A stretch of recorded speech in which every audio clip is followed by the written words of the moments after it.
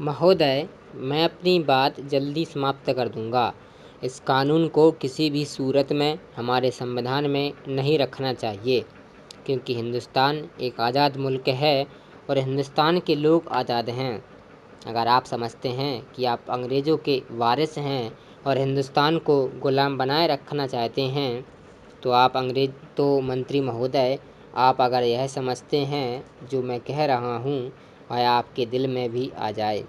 इसलिए मैं कहना चाहता हूँ कि अगर केंद्रीय सरकार यह समझती है कि वह अंग्रेज़ों की वारिस है, अगर वह समझते हैं कि हिंदुस्तान गुलाम है और गुलाम जनता पर अधिकार और सत्ता चला रहे हैं, तो इस कानून की ज़रूरत है।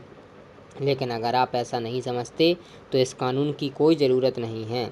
अंग्रेज़ों के लिए यह ज़रूरी था, उनकी सत्ता को कायम रखने के लिए यह ज़रूरी था, मगर हमको इसकी ज़रूरत नहीं है। हम आज एक आज़ाद देश हैं। हमारी जनता द्वारा चुने हुए प्रतिनिधियों का मंत्रिमंडल है। हमको इस कानून की ज़रूरत नहीं है। कई सदस्यों ने आज जो परिस्थिति देश में है उसके बारे में कई चीज़ें कहीं कि कितने नेताओं की हत्याएं हुई। हम भी नहीं चाहते हैं कि ऐसा हो।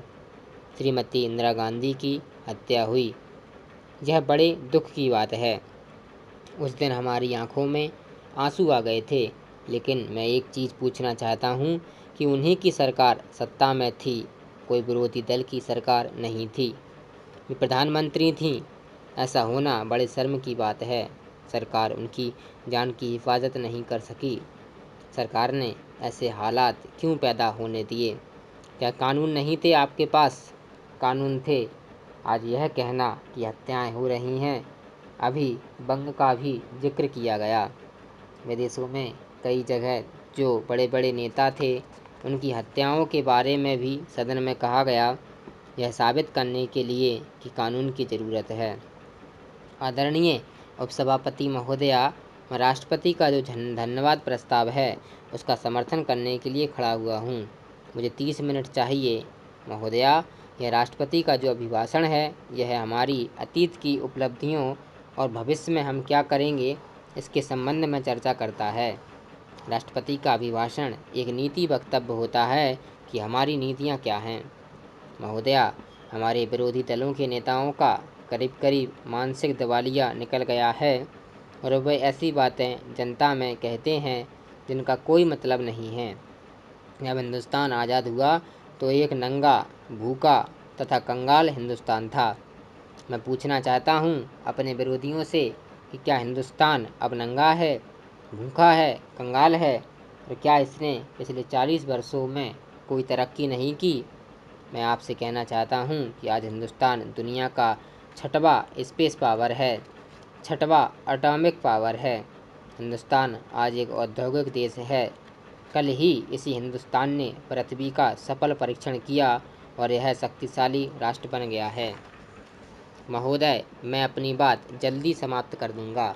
इस कानून को मान्यवर, मैं इलाहाबाद हाई कोर्ट की एक बेंच पश्चिमी उत्तर प्रदेश में खोलने का इसलिए समर्थन कर रहा हूँ क्योंकि पश्चिमी उत्तर प्रदेश के लोगों को अपने लिए न्याय मांगने के लिए इलाहाबाद जाना पड़ता है और इसके कारण जो वहाँ का गरीब आदमी है या कोई भी हो, उसका बहुत बड़ा शोषण इलाहाबाद में जाने के बाद होता है।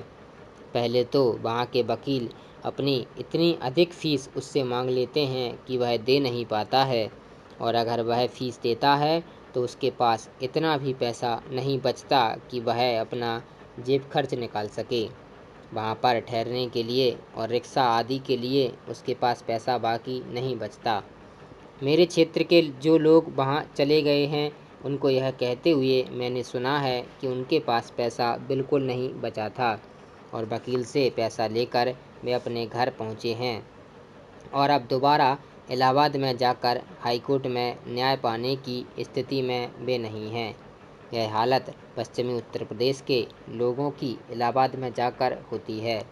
इसलिए मैं मंत्री जी से यह प्रार्थना करता हूँ कि वे जो यह कहकर टाल रहे हैं कि हम पूछकर जवाब देंगे, इस तरह की बात वे ना करें। इससे वहाँ के लोगों को शीघ्र न्याय नहीं मिलेगा। उत्तर प्रदेश सरकार से खुली बात यह कही गई है